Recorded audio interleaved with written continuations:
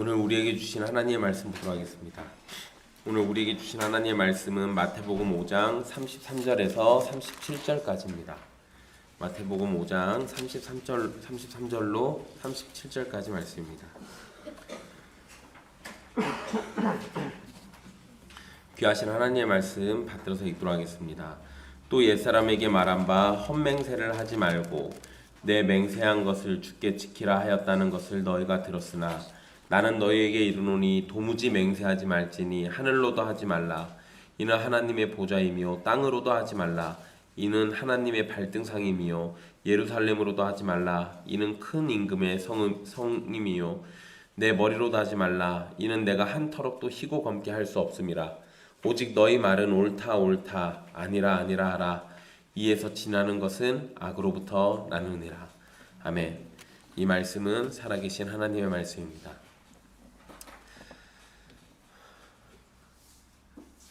우리는 지금 바리새인과 서기관보다 더 나은 의가 무엇인지에 대해서 예수님의 가르침을 함께 살피고 있습니다.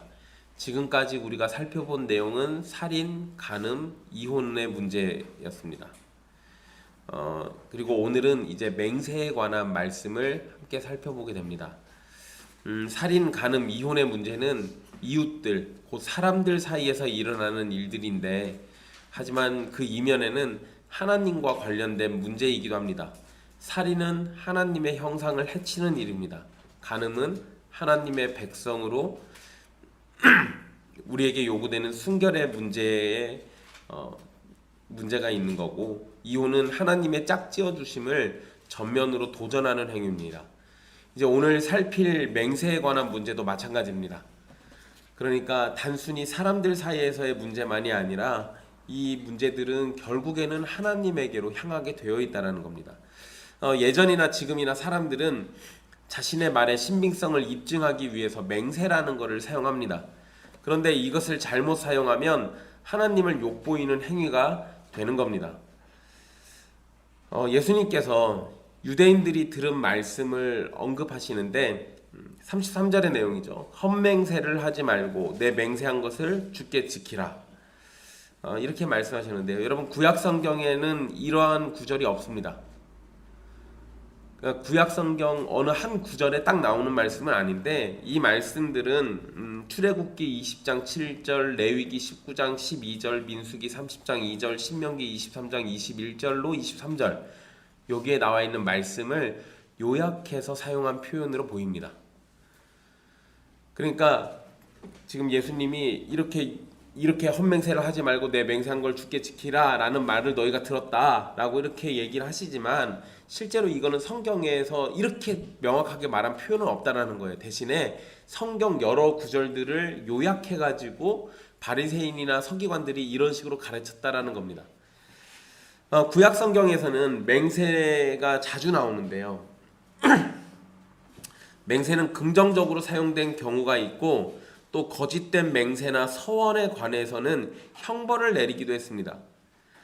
그러니까 구약에서 맹세가 언급될 때는 이 대부분의 내용들이 맹세를 하지 말라는 내용이 아니라 맹세를 했다면 반드시 지켜야 한다라는 것을 가르쳤습니다.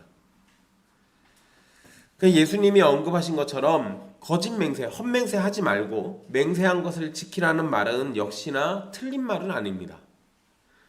그런데 이후에 하신 말씀과 연결해서 생각해 보면 유대인들은 이 맹세를 지키지 않으려고 헛맹세했거나 또는 맹세에 있어서 어떤 꼼수를 부린 것이 분명합니다.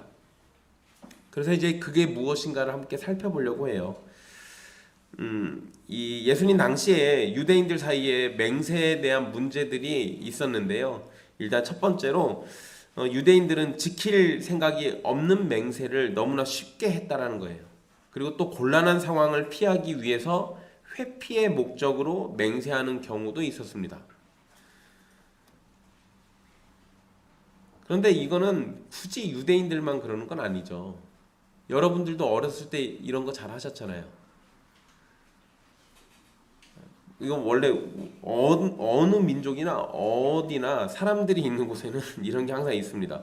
그러니까 그 맹세를 지키지도 않을 거면서 어떻게든 이 곤란한 상황을 피하기 위해서 회피의 목적으로 그냥 맹세하고 확 지나가 버리는 거예요. 그리고 나중에는 잡아떼죠. 내가 언제 그랬냐고. 이게 뭐 제가 어렸을 때는 그냥 아이들 사이에서는 하나의 문화였어요. 제가 흉내는 낼 수 없지만 이상한 욕 같은 거 뭐 하면서 엄마 팔아가지고 이렇게 맹세하는 그런 게 있었잖아요. 그냥 그게 당연한 듯이 했었습니다. 그게 실제 무슨 의미인지 이런 거는 별로 중요하지 않아요. 그냥 내가 하는 말이 사실이야 라는 거를 사람들한테 증명해 보이려고 그런 맹세들을 많이 했었어요. 그러니까 이건 유대인들만의 문제는 아닌 거죠. 근데 여러분 이 맹세와 관련해 가지고 그러면 유대인들이 저질렀던 실수가 어떤 건가, 요거를 좀 더 생각해 보면 예수님이 왜 이런 얘기 하셨는지를 우리가 알 수 있을 겁니다. 여러분 10계명의 세 번째 계명에 보면, 뭐 물론 오늘 본문의 이 맹세와 관련된 게 이 10계명을 딱 집어서 얘기한 건 아닙니다. 그런데 유대인들이 이 맹세와 관련해 가지고 10계명과 연관해 가지고 했던 행동들이 있어요. 그걸 설명해 드리려는 겁니다. 세 번째 계명은 여호와 이름을 망령되이 일컫지 말라는 겁니다. 여러분 여기에서 중요한 부분이 어디예요? 강조점이 어디인 겁니까? 여호와 이름을 망령되이 일컫지 말라. 이 명령에서 강조는 어디에 가 있는 겁니까? 망령되이 일컫지 말라에 강조가 가 있어요. 왜냐면 10계명은 다 해라 하지 마라라는 행동에 가 있으니까 강조점이 거기 있는 거예요. 그런데 이 망령되이 부르지 말라, 그러니까 하나님의 이름을 함부로 사용하면 안 되는 거예요. 자신의 목적을 위해서 하나님의 이름을 사용하고 하나님의 이름을 저속한 곳에다가 사용하거나 천박하게 사용해서도 안 돼요. 그런데 유대인들은 이 계명을 다르게 적용합니다. 그들에게 강조점은 망령되이 일컫지 마라가 아니라 여호와의 이름에 있었어요. 물론 이 사람들이 처음부터 이랬던 건 아니에요. 이 사람들의 강조점이 여호와의 이름에 있다 보니까, 그래 하나님의 이름은 망령되게 부르면 안 돼. 당연한 거죠. 당연한 거예요. 그런데 이 사람들이 여호와의 이름에 집착을 하다 보니까 아예 하나님의 이름 자체를 부르지 않아 버리게 됩니다. 그러니까 여호와의 이름을 부르지 않는 것에만 초점을 맞춰버린 거예요. 거기에 문제가 발생하게 됩니다. 그래서 유대인들은 여호와의 이름을 부르지 않고 대신에 여호와와 관련된 것들을 사용해서 자신들의 목적을 위해 사용하기 시작합니다. 그러니까 그들은 여호와의 이름만 부르지 않았다면 문제가 되지 않는다고 생각했던 거예요. 그래서 여러분, 그냥 이건 사실 복음서에서도 약간 차이가 있는데요. 마태복음에서는 하늘나라라는 표현을 잘 써요. 다른 복음에서는 하나님의 나라라고 합니다. 그러니까 굳이 마태복음에서는 하나님의 나라라는 표현보다 하늘나라라고 했던 건 유대인들이 그 하나님이라는 이름을 언급하는 걸 별로 안 좋아하니까 그걸 의도적으로 피한 거예요. 그래서 다른 데보다 유독 하늘나라라는 표현을 잘 쓰고 있어요. 그리고 전에도 한번 말씀드린 적이 있는데, 유대인들이 여호와의 이름을 아예 부르지 않다 보니까 히브리어로 여호와라고 써놓은 그 단어를 어떻게 읽는지조차 까먹었다고 말씀드렸습니다. 그래서 우리는 그냥 여호와라고 읽고 있지만 실제로는 여호와가 아니에요. 그냥 편의상 나중에 사람들이 어떻게든 읽어야 하니까 거기에다가 우리가 편의상 이렇게 약속을 하고 그냥 이걸 거다라고 추측해서 그냥 만들어낸 거예요. 그러니까 여호와라는 표현도 사실 아니죠. 그러다 보니까 여러분 아마 어떤 교회에 가서 목사님들이 여호와를 야훼라고 읽는 거를 보신 적이 있을 거예요. 그런 거 들으신 적이 있을 겁니다. 야훼가 원래 표현일 거다라고 생각하고 그렇게 부르는 건데, 학자들이 한 연구에 따르면 야훼도 아니래요. 그 사실 정확히 뭔지 몰라요. 유대인들이 모르는 걸 우리가 어떻게 알겠습니까? 그러니까 구약 성경에 여호와라고 번역해 놓은 이 단어들이 실제 어떤 의무로 불렀는지는 천국 가서 확인해 봐야 돼요. 알 길이 없어요. 근데 그만큼 유대인들이 여호와의 이름을 안 부르는 거는 뭐 함부로 부를까봐 그걸 조심스럽게 사용한 건 정말 잘한 일이긴 한데, 대신에 얘네가 하나님의 이름 빼놓고 그거 안 부르고 맘대로 했다라는 게 문제인 거예요. 그래서 유대인들은 여호와의 이름을 부르지 않는 대신에 여호와가 지으신 하늘, 땅으로 맹세했고 여호와의 성전이 있는 예루살렘을 향해서 맹세했던 겁니다. 그래서 예수님께서 34절에 이렇게 말씀하시죠. 나는 너에게 이르노니 도무지 맹세하지 마라. 맹세는 아예 하지 말래요, 그냥. 여러분, 당시에 맹세가 일반적인 행동이었기 때문에 맹세하지 말라라는 이 예수님의 말씀은 굉장히 충격적인 말씀이에요. 물론 이게 절대로 맹세하지 말라는 의미라고 볼 수는 없어요. 왜냐하면 하나님께서는 우리에게 서원이라고 우리가 부르는 일종의 맹세를 허락하셨어요. 또 그걸 명령하시기도 했습니다. 그리고 사도들도 맹세하는 경우들이 나오고요. 히브리서 7장 20절에서 22절을 보면 하나님이 맹세하셨다라는 표현도 나와요. 또 고린도후서 1장 23절이나 로마서 1장 9절을 보면 사도 바울도 맹세를 합니다. 그러니까 맹세를 도무지 하지 말라는 말씀을 문자 그대로 적용해 버리면 사도 바울도 문제고 다른 사도들도 문제고 심지어 하나님도 문제예요. 그러니까 이걸 문자 그대로 이해할 수는 없어요. 그러니까 맹세를 완전히 금지시켰다라고 볼 수는 없는 겁니다. 그러면 예수님은 도대체 어떤 맹세, 어떤 특정한 맹세를 금지하고 계신 건가? 또 이 맹세를 도무지 하지 말라는 이 말씀의 진짜 의도가 무엇인가? 요거를 한번 생각해 봐야 할 거예요. 일단 우리가 먼저 생각해 볼 건 자신의 신뢰를 담보하기 위해서 하나님의 것을 내세워서 맹세하는 것, 요거를 금지하신 거고, 또 맹세를 지키지 않으려고 꼼수를 부렸던 것을 금지하시는 겁니다. 예수님은 곧장 하늘로도 하지 말라라고 34절에 이야기하시는데요. 우리가 하늘로 맹세하지 말아야 하는 이유도 언급해 줍니다. 하늘이 하나님의 보좌이기 때문이라고 그래요. 35절에서는 땅으로도 맹세하지 말라고 합니다. 왜냐하면 땅은 하나님의 발등상이기 때문에 그런답니다. 여러분, 여기서 이 발등상이라는 표현은 옛날 표현이에요. 이거 그냥 발판이에요. 발판. 이거 얘기 안 해줬으면 큰일 날 뻔했어요. 혜진 자매가 방금 이랬어요. 이렇게 발등 큰일 날 뻔했어요. 발판이에요. 발판. 그러니까 땅은 하나님의 발판이라고 말한 겁니다. 이게 뭐냐면 땅의 소유권은 하나님께 있는 거고 하나님은 땅을 발판으로 사용할 권한이 있으시다라는 거예요. 여러분, 여기서 하늘과 땅을 동시에 언급한 거를 잘 이해하시면 쉬워요. 왜 갑자기 발판 얘기가 나왔냐? 하늘이 하나님의 보좌라고 그랬잖아요. 그러면 하늘은 하나님의 뭐예요? 의자죠. 의자가 있고 갑자기 발판 얘기가 왜 나왔냐면 옛날에 왕들은 이 발판 의자에 앉아가지고 발판에다가 발을 올려놨어요.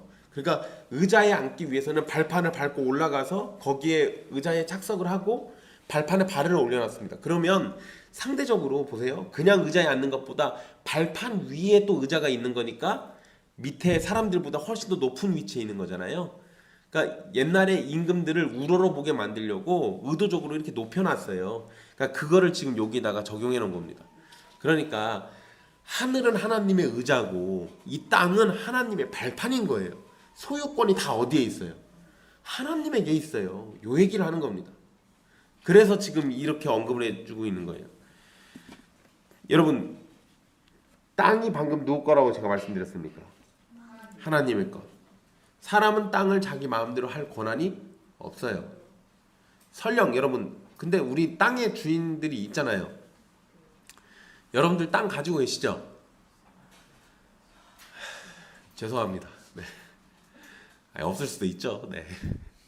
근데 여러분, 나중에 언젠가 여러분들 땅 가지실 거예요. 네. 그러겠지. 네. 근데 여러분, 땅을 갖게 되면 내가 토지의 소유권이라는 걸 갖는 거잖아요. 그죠? 그럼 난 땅의 주인이에요. 그 땅은 내가 이렇게도 할 수 있고 저렇게도 할 수 있어요. 그러잖아요. 내 땅의 주인인 거니까. 그런데 여러분, 요거는 누구 사이에서 맺어진 약속이냐면 그냥 단지 사람들 사이에서 맺어진 약속인 것 뿐이지 실제 땅의 주인은 누구예요? 하나님이에요. 그러니까 사람들이 땅을 사고 팔고 하는 거는 누가 허용하고 있는 것 뿐이에요. 그냥 하나님이 허용하고 있는 것 뿐이지 실제 주인은 하나님이에요. 사람들이 땅을 만든 거 아니지 않습니까? 사람들이 땅이 존재하도록 유지해주고 있는 거 아니잖아요. 그러니까 그 착각도 사실은 우린 버려야 돼요. 그러면 이렇게 생각하세요. 여러분들이 언젠가 나중에 땅을 갖게 되시면 그 땅을 이용해 가지고도 하나님의 영광을 위해서 사셔야 맞아요. 왜? 그 땅의 주인이 하나님이니까. 그 땅을 이용해서 범죄할 생각은 추호도 하지 마십시오. 왜? 그 땅의 주인이 하나님이니까.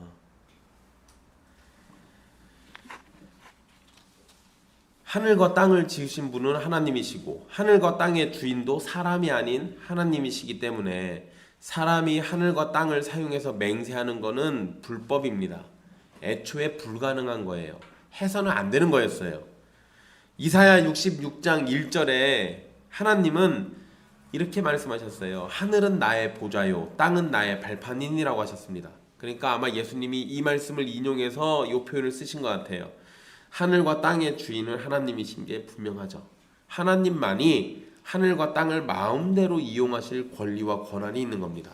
그러니까 맹세를 하셔도 하늘과 땅을 가지고 맹세하실 수 있는 분은 그것의 주인이신 하나님밖에 없다고요. 사람이 그거 가지고 맹세할 수가 없어요.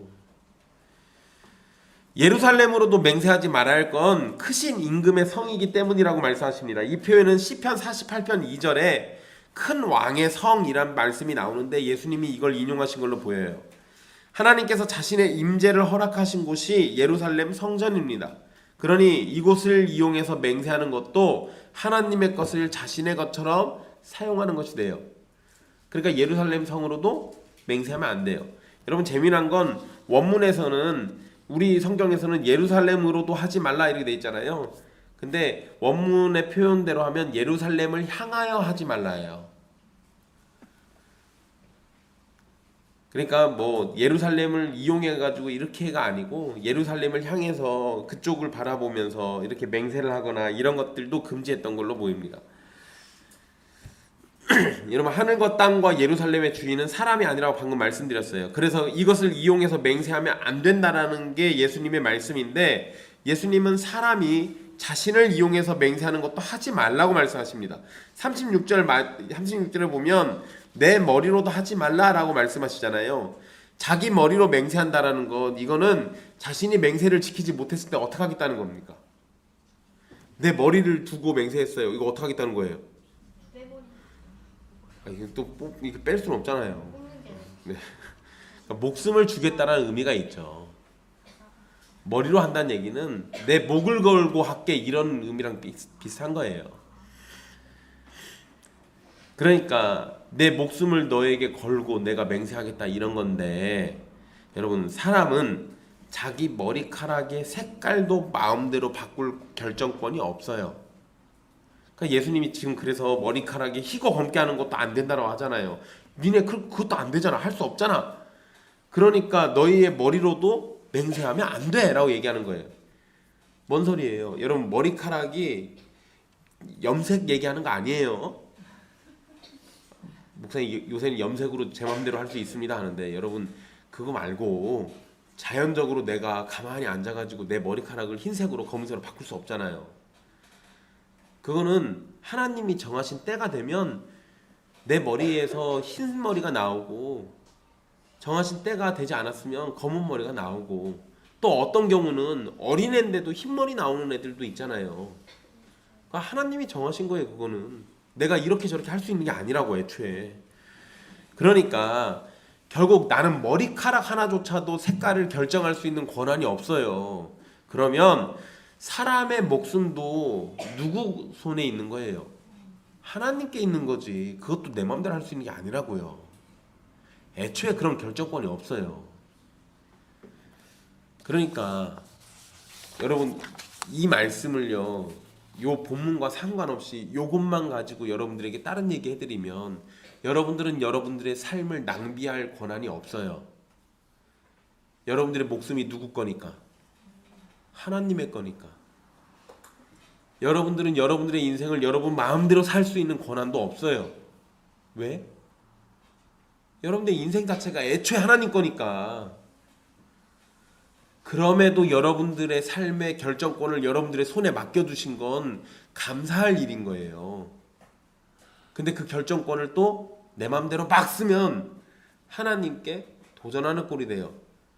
주님이 나에게 이 결정권을 일부 이양해 주셨다면 나는 그걸 가지고 어떻게 주님의 뜻을 따라 살 것인가, 이런 걸 또 생각해 봐야죠. 나에게 목숨도 주시고 생명도 주시고 내 삶을 어느 정도 결정하도록 결정권도 주셨으니까. 하지만 궁극적으로는 다 주님의 뜻대로 흘러갈 겁니다. 다시 본문으로 돌아와서요. 예수님이 맹세와 관련해서 언급하신 것을 보면 처음에는 하늘 얘기하셨죠. 그 다음에 땅, 그 다음에 예루살렘, 그리고 사람의 머리입니다. 이 순서는 점점 크기가 또는 가치가 작아지는 순서예요. 이건 귀한 것이든 가벼운 것이든 어떤 것도 맹세의 도구로 삼지 말라고 하신 거예요. 어떤 것도. 유대인과 예수님의 관점이 여기에서 차이가 나는 겁니다. 유대인들은 하나님의 이름은 사용하지 않고 하늘과 땅과 예루살렘과 자신의 머리를 맹세의 도구로 사용합니다. 그런데 예수님은 그 모든 것을 사용하지 말라고 말씀하셨어요. 자신의 진실성을 강조하기 위해서 맹세할 때 보증이 될 만한 것을 앞세우는 것이 일반적인데, 유대인들은 바로 그런 보증이 될 것들로 하늘과 땅과 예루살렘을 사용했고, 만약에 자신이 맹세를 이행하지 못할 경우에는 자신이 보증으로 내세운 하늘과 땅과 예루살렘이 모욕당하게 되는 겁니다. 그러니까 이런 거 하면 안 되죠. 이런 거 하면 안 되는 거예요. 결국 하나님만 망령되이 일컫지 않으면 되니까 그 외의 것들은 어찌되든지 상관없다는 태도인데, 예수님의 관점은 그게 아니에요. 하늘과 땅과 예루살렘과 사람의 머리의 주인은 하나님이십니다. 유대인들은 하나님을 직접적으로 언급하지 않았으니까 죄가 되지 않는다고 생각했지만, 예수님은 하나님의 것을 마음대로 사용해서 맹세하는 것도 죄라고 가르치고 계신 거예요. 그러니까 함부로 이런 얘기하면 안 되는 거죠. 함부로 이런 얘기하면 안 되는 거예요.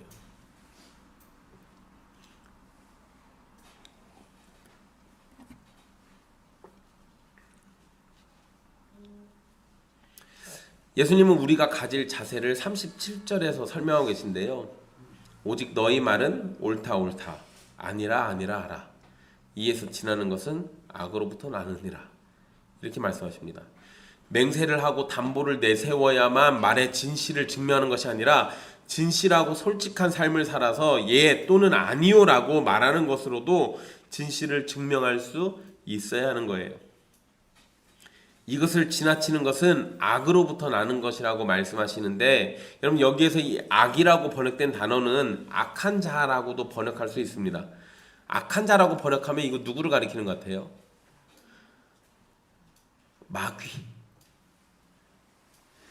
악한 자라고 말하면 마귀를 가리키는 겁니다. 그러니까 진실된 말을 지나쳐서 하는 말은 마귀에게서 나온 것이라는 의미가 되죠. 이렇게도 볼 수 충분히 있어요. 왜냐하면 마귀는 무엇의 압이라고 그래요? 거짓의 압이잖아요. 진실된 말을 지나치게 만들잖아요. 거기서 더하게 하잖아요. 옳은 것은 옳다고 하고 아닌 것은 아니라고 말을 해야지, 그것을 증명하겠다고 맹세에 집착하게 되면 그것은 선이 아니라 악으로부터 나오는 겁니다. 예수님 당시의 유대인들은 맹세를 통해서 상대방에게 자신이 신뢰할 만하다는 걸 나타냈어요. 내가 이걸 걸고 얘기하는데 나는 이렇게 하겠어, 내가 이렇게 해줄게 라고 말할 때 그냥 이런 식으로 맹세를 해야만 다른 사람들이 날 믿어줬다고요. 그러니까 이걸 거꾸로 생각해 보면 이러한 맹세를 당시의 사회가 요구했다는 것이고, 기본적으로 사람들이 서로를 신뢰하지 못하고 있다는 걸 얘기하는 거예요. 이게 문제인 거예요. 이게 맹세하지 않으면 서로 못 믿는 상황, 이게 심각한 문제인 거죠. 여러분 구약에서 맹세는 자주 등장합니다. 그리고 유대인들도 일상에서 맹세를 자주 사용했습니다. 신명기 6장 13절과 신명기 10장 20절을 보면 하나님의 이름으로 맹세하라고 명령까지 합니다. 이 말씀과 연관해서 생각해보면 하나님의 이름이 아닌 하나님이 지으신 것들을 사용해서 맹세하는 것이 좀 더 겸손해 보일지도 몰라요. 하지만 맹세를 하면서 하늘과 땅이나 예루살렘을 언급하는 것은 그것들 뒤로 숨는 것과 마찬가지잖아요. 그러잖아요. 이거 사실 내가 누구를 걸고 맹세할게 이런 얘기하면 상대방한테 나를 내세워서 믿어달라고 하는 거예요? 아니면 다른 누군가를 내세워서 믿어달라고 하는 거예요? 다른 누군가를 믿어달라고 하는 거잖아요. 나는 그것 뒤에 숨는 거고. 게다가 여러분, 유대인들에게 다른 속마음이 더 있었습니다. 하나님의 이름으로 맹세하라는 말씀이 있지만 유대인들은 그것을 못 지킬 가능성을 생각했던 거예요. 그래서 하나님의 이름이 아닌 다른 것으로 맹세를 했던 겁니다. 그러니까 괜히 하늘과 땅과 예루살렘으로 맹세를 했던 게 아니에요. 얘네들이 꼼수를 부린 거죠. 사실 여러분, 서기관과 바리새인들은 하나님의 이름으로 한 맹세는 반드시 지켜야 한다고 가르쳤습니다. 그렇지만 하나님의 이름이 언급되지 않은 맹세는 덜 중요한 거니까 반드시 지키지 않아도 된다고 가르쳤어요. 그거는 반드시 지킬 필요는 없어. 하지만 지키면 좋지. 이런 식이에요. 그래서 유대인들이 하나님의 이름으로 맹세 안 하고 하늘과 땅과 예루살렘을 했던 겁니다.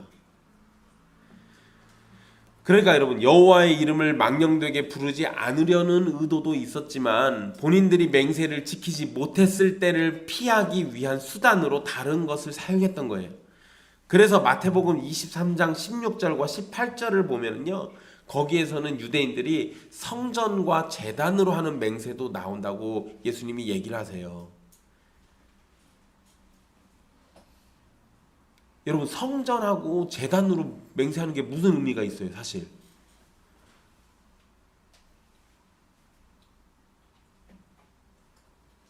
하나님의 것을 갖다가 그냥 맹세한 거지, 그 하나님은 아니잖아요. 그러니까 유대인들이 꼼수 부린 거예요. 하나님으로 맹세한 건 아니지만 내가 그래도 하나님의 것으로 맹세할게. 근데 성전이 내 거예요? 제단이 내 거예요? 그거 아니잖아요. 자기 것도 아닌데 자기 거인 것처럼 맹세하잖아요.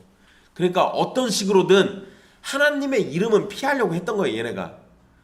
하나님의 이름으로 맹세했다 못 지키면 큰일 나니까.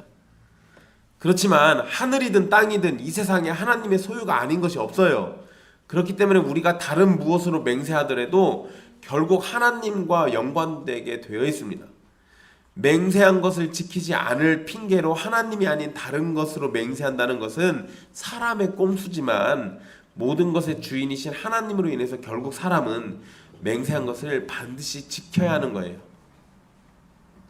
예수님의 말씀을 다시 생각해 보면 당시 유대인들의 행동은 헛맹세를 하지 말고 내 맹세한 것을 주께 지키라 라는 말을 제대로 지키지 않았던 겁니다. 그리고 예수님은 바로 그런 유대인들의 잘못을 지적하면서 무엇이든 내가 한 말에 책임을 질 수 있는 진실한 삶을 보여주고 성실함을 보여줘야 함을 가르쳐주고 계신 거예요. 우리의 말은 맹세 없이도 항상 신뢰할 수 있어야 합니다. 정직한 말을 하지 못하는 것은 확실히 악으로부터 나는 겁니다. 거짓말을 하는 것은 마귀에게 속했다는 것을 드러내는 겁니다. 맹세하지 않더라도 자신이 한 말에 대해서 책임을 지고 약속한 것을 지키려고 노력하는 자세, 그리고 맹세가 없더라도 상대방을 신뢰할 수 있는 관계가 우리에게 필요한 겁니다.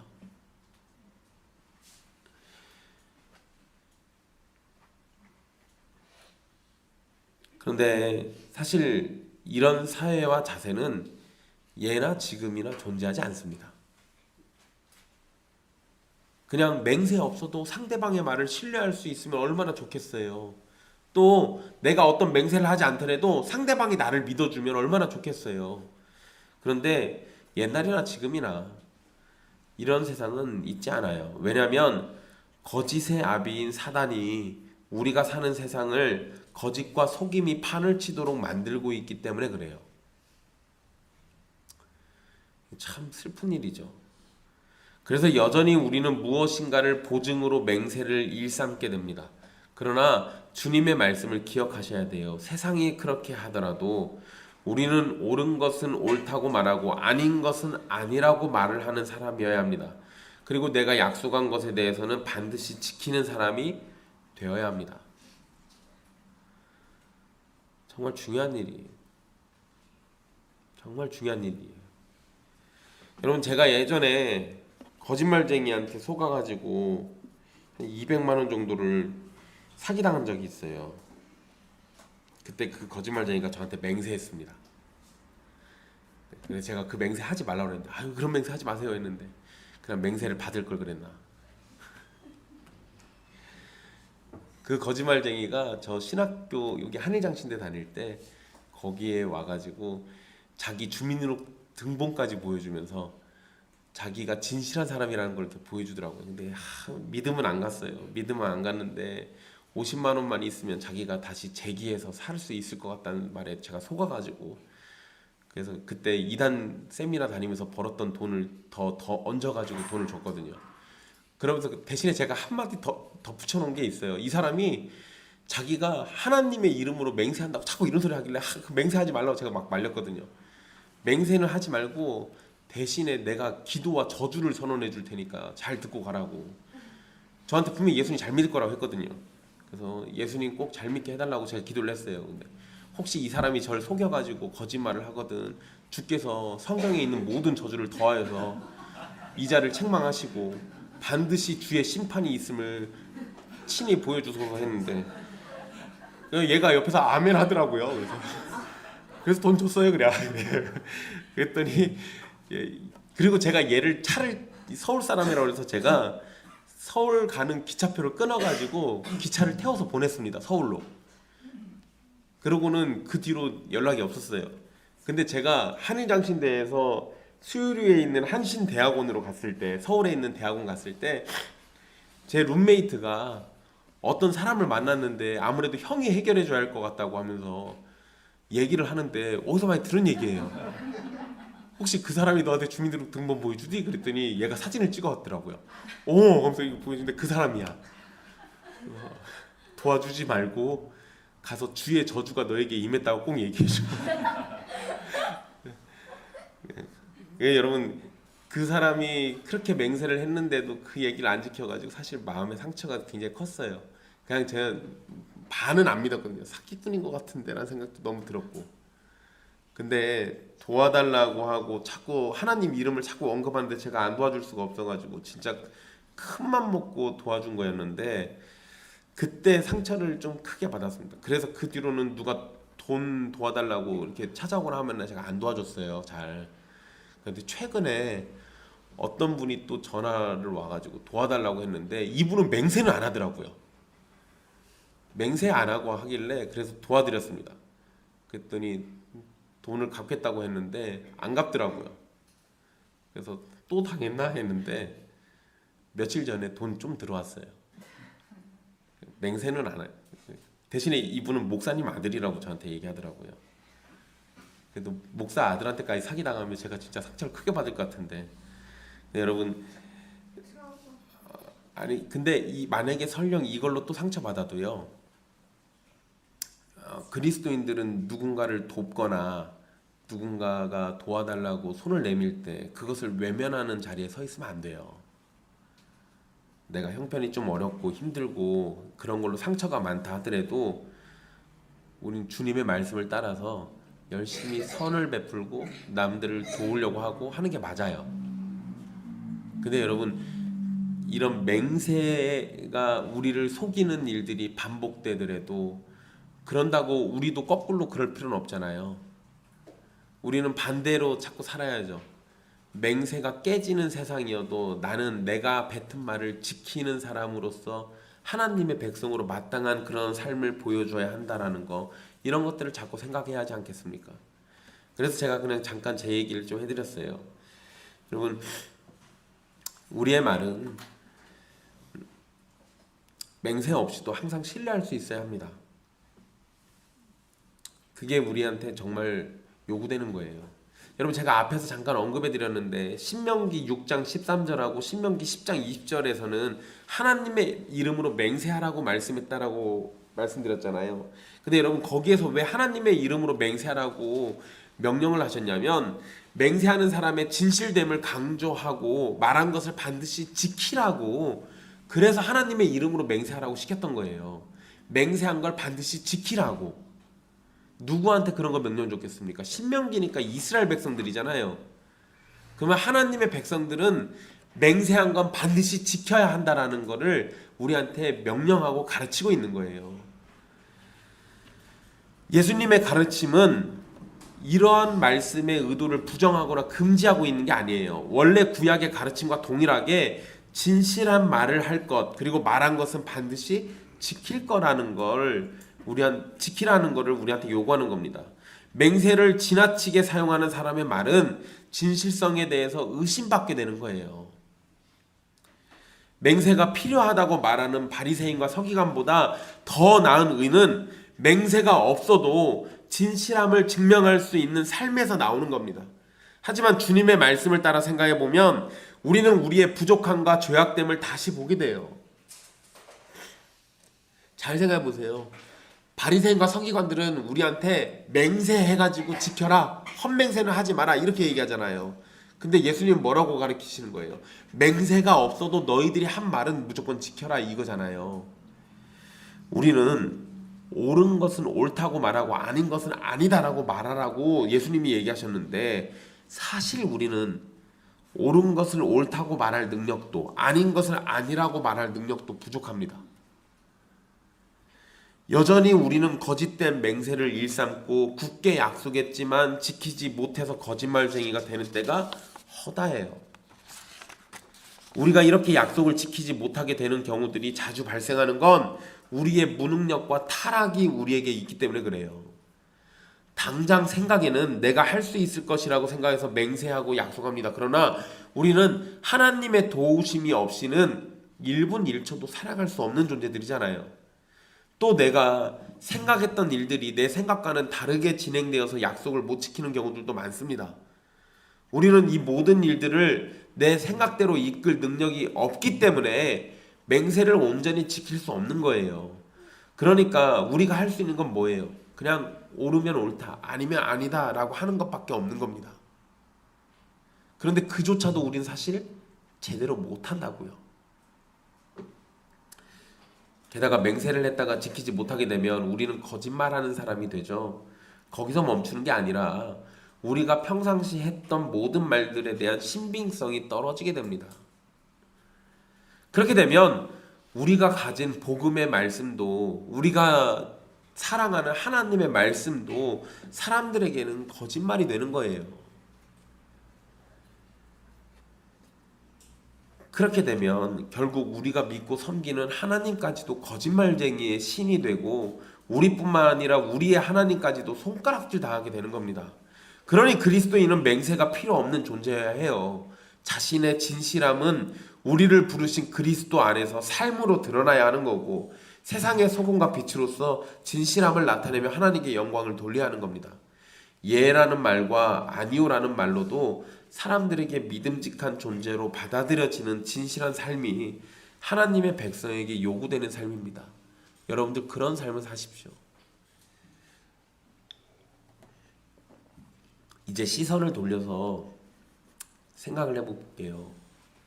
여러분, 성경에서 맹세를 철저하게 지키는 분이 계십니다. 하나님. 성경에서 하나님은 아담의 후손에게 계속해서 약속을 주셨습니다. 그리고 그 약속을 성실히 이행해 오셨어요. 아담에게 하신 약속을 노아를 통해서 아브라함에게로 이어가셨습니다. 그 중간에 무슨 일이 있었어요? 사람들의 범죄가 있어서 이 지구에 홍수가 임했었잖아요. 하나님의 심판이 임했었어요. 사실 그때 여러분, 하나님이 모른 척하고 약속 같은 거 다 잊어버리고 그냥 노아까지도 싸그리 다 죽이고 새로 만드셔도 되잖아요. 근데 왜 그렇게 안 하셨어요? 약속을 반드시 지켜야 하니까, 하나님이 하신 약속을 깨트릴 수 없으니까 자기 약속 지키시려고 노아에게 은혜 베풀어서 노아와 그의 가족들 살리신 거예요. 그리고 그렇게 아브라함에게 이어져 갔던 그 약속을 또 지키시기 위해서 아브라함을 부르시죠. 아브라함을 불렀을 때 아브라함에게 아들이 없었습니다. 그때 아브라함 나이가 75세예요. 그런데 아브라함에게 자식을 주시겠다라고 하신 약속은 25년 뒤에 성취됩니다. 그래서 이삭이 태어나죠. 사람의 기준에서 시간이 좀 걸릴지 모르지만 하나님은 분명히 하신 약속을 지키시는 분이에요. 그런데 그 25년이라는 시간 동안 아브라함은 무슨 짓 했습니까? 하나님의 약속을 믿지 못하고 하갈과 아들을 낳아서 이스마엘을 얻기도 하고요. 하나님의 약속을 믿지 못해서 에벤에셀이라는 종을 내세우기도 하고요. 사람은 약속을 못 믿고, 그러나 하나님은 철저하게 약속을 지키시고, 그거를 지금 우리에게 계속 보여주고 있잖아요. 아브라함과 이삭과 야곱으로 이어진 하나님의 약속은 모세를 통해서 이스라엘 전체에게 다시 선포됐습니다. 또 선지자들을 통해서 계속 그 약속을 언급하고 확인시켜 주시면서 여자의 후손으로 오시는 그리스도의 길을 준비하셨습니다. 그리고 자기 백성들을 그들의 죄에서 구원하실 예수 그리스도를 이 땅에 보내셔서 율법 아래 나게 하셨고 십자가에서 죽도록 만드시고 그 죽음을 통해서 우리를 구원해 주셨습니다. 아담에게 하셨던 그 약속이 수천 년이 흘러가지고 성취된 거예요. 하나님이 이 약속 지키시려고 계속해서 또 다른 약속들을 주시면서 그 모든 것들을 다 지키셨다고요. 그리고 예수 그리스도 이후에 살고 있는 우리에게도 예수 그리스도 안에서 또 약속을 주셨잖아요. 수천 년, 수만 년, 수억 년이 지나도 하나님은 그 약속을 반드시 지키실 겁니다. 지금까지 그러셨던 것처럼.